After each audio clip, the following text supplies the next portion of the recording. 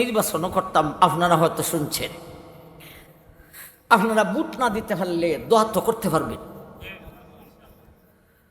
ওই দুই উপজেলার বড় বড় উলামায়ে কেরাম ওনাদের অনুমতি লইয়া 1 নম্বরে মনিরুদ্দিন সাহেব শাইখুল হাদিস,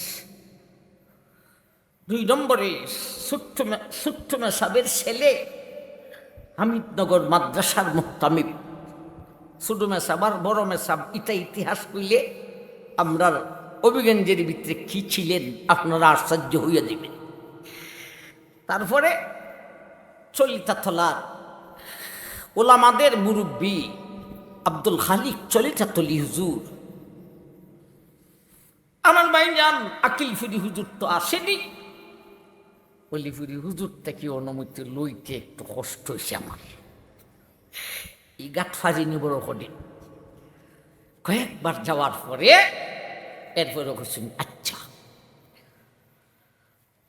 বড় না বাকি রয়েছে যাই না কেড়ে বড় না গেলেই 1 নম্বরে কইবে অলিফুরি সাবে কিতা হয়েছে, কি উত্তর দিব। এরপরে কইবে আপনার বাইয়ানটি কিতা হয়েছে, বাইয়ানি লইয়া পরামর্শ করছি, গ্রামবাসী যদিও বুথের এলাকার নয় পরামর্শ করছি। এখন বড় না যাই বা ই কিচ্ছা হইয়া লাভ নাই, কথা নেই। আপনারা বুট দিতে পারেন না, দোয়া তো করতে পারবেন। আমি আল্লাহর কাছে কইছি 2টা কথা।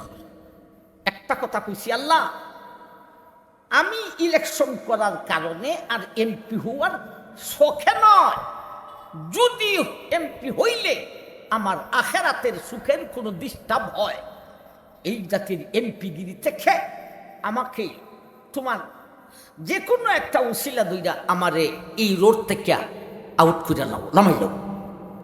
আরেকটা আল্লাহরে বলছি, যদি এমপি হইয়া এই 2 থানার 2 উপজেলার মানুষের হক ঠিক মতে আদায় করতে পারি না, তাইলেও আমারে আগের থেকে এই লাইন থেকে আউট করে নাও।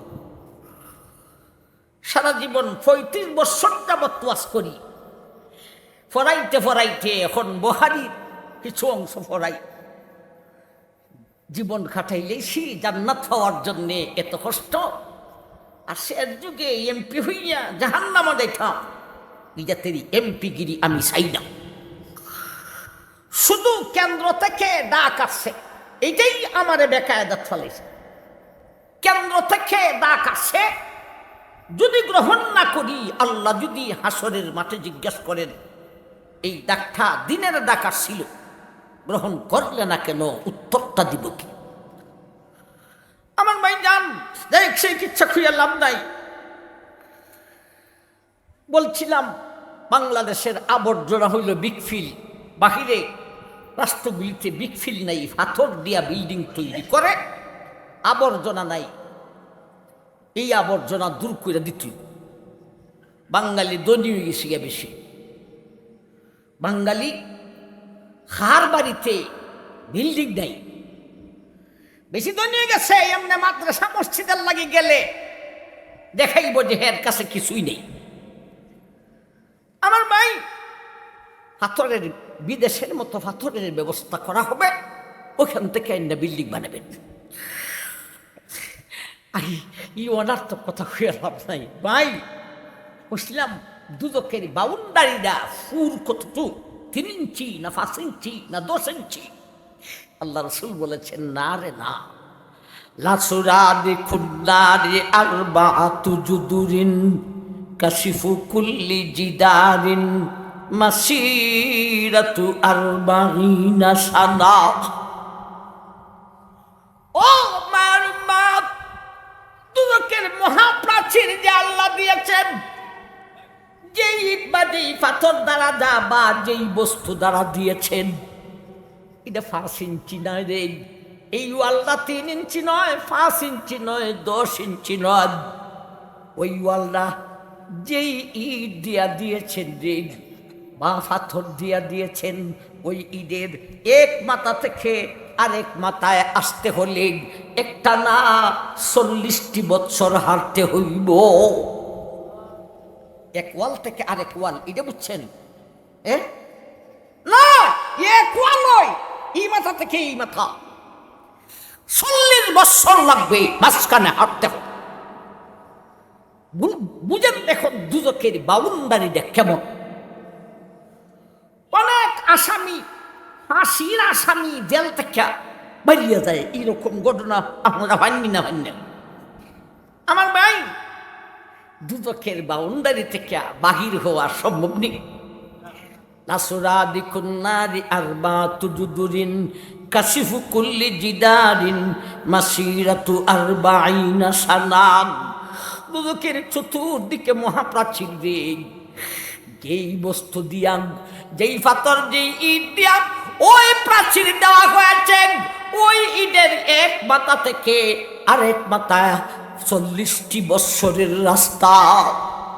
এখন আসলে ওই দুদকের মহাপ্রাচীর কত জানেন? মহাপ্রাচীর থেকে দুদকটা কতটুক নিশানি ভাই। খুদা না করো, একটা মানুষ যদি গাছ থেকে ফইরা যায়, শূন্য স্থান দিয়া মাটিত আইসা পড়তে মিনিট লাগবো না সেকেন্ড? সেকেন্ড। অথচ আল্লাহর নবী বলেছেন, ও মুহাম্মদ, দুদকের মহাপ্রাচীরের মাথা থেকে একটা বাড়ি পাথর যদি সারা হয়ে দেই, এই পাথরটুকু, এই পাথরটা শূন্য স্থান দিয়া নিচের দিকে যাইতে যাইতে একটা না 70 বৎসর যাওয়ার পরে ওই পাথরটা দুদকের ছাদের মধ্যে যাইয়া পড়িব। এই ওয়াজ নবীজি সাহাবায়ে কেরামকে নিয়ে করতেছেন।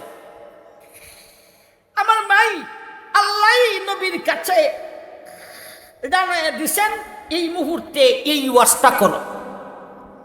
এই ওয়াজের ভিতরে হঠাৎ বিকট একটা আওয়াজ হয়েছে। নবীজি বলেন, এটা কিসের আওয়াজ হয়েছে তোমরা বলতে পারো?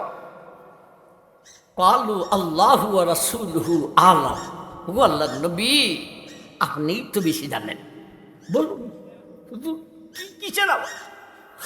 ও সাহাবায়ে কেরাম, আজ থেকে 70 বছর আগে আল্লাহ ফেরেশতাকে দিয়ান দুদকের মহাপ্রাচীরের মাথা থেকে একটা পাথর ছেড়েছিলেন রে।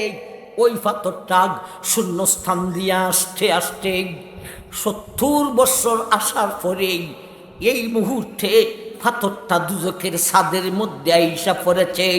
এজন্যে বিকট আওয়াজটা হয়েছে। ভাই, এখন বলেন দুজকের প্রাচীরটা কেমন? দুজকটা গভীর কতটুকু? 2 হাদিস দিয়া কইলাম। দুদকটাকে চিনার জন্যে আরো একটা বা 2টা আয়াত দিয়ে একটু শুনি। এক আয়াত আল্লাহ বলেন, লাহা সাবআতু আবওয়াব লিকুল্লি বাবিন মিনহুম জুজউম মাকসুম। ও দুনিয়ার মানুষ, আমার দুদকের মধ্যে 7টি তলা আছে। 7টি তালা আছে রে। এক একটি তালায় এক একটা করে গেট আছে রে।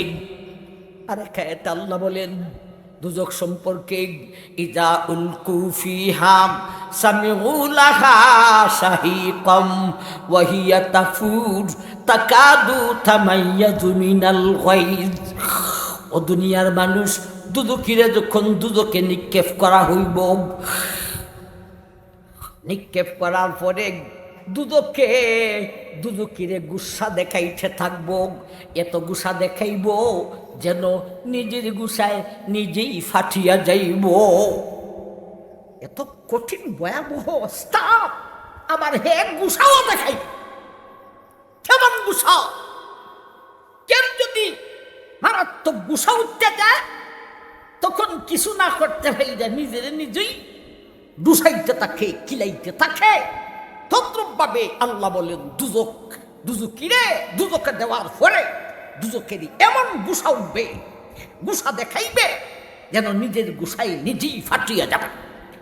দুজক কেমন স্থান? 2টা হাদিস দ্বারা বললাম। দুইটা আয়াত দ্বারা বললাম। এইরকম স্থান, ইন্না জাহান্নামা কানাত মিরসাদা।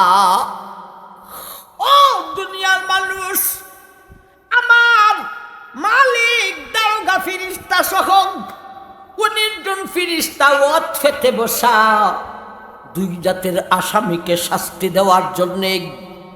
1 নম্বরে আসামি বিশ্বের বেঈমান, 2 নম্বরের আসামি বিশ্বের গুনাহগার মুসলমান।